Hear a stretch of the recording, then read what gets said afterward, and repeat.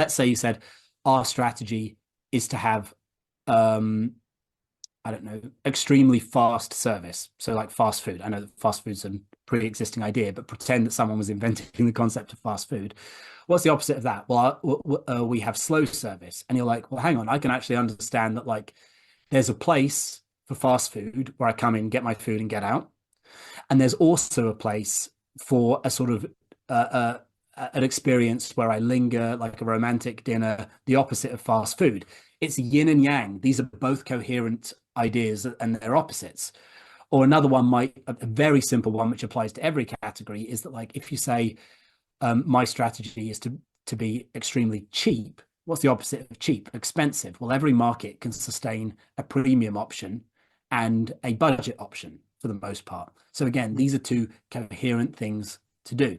So you know that I mean, it might not be a good strategy because obviously like those ones are not very unique, but it just, at least they are strategies.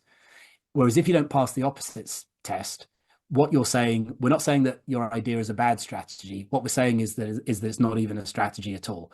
All you're doing is saying effectively, our idea is to be the same as everyone else, but a little bit more. And that's never going to work.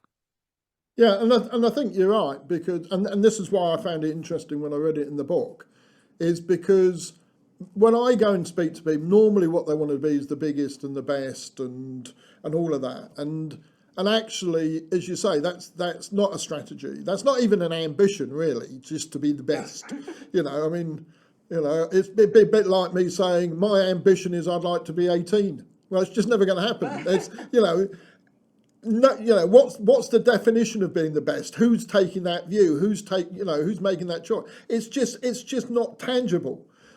It's not. So therefore, you need to get a strategy, in my view, which actually links back to something that is actually going to happen and work. And therefore, what I like about that test is you're now actually thinking, am I doing anything different to the rest of the market? Because if there isn't an alternative, I can't be doing anything different to the rest of the market, because the rest of the market are doing exactly what I'm saying.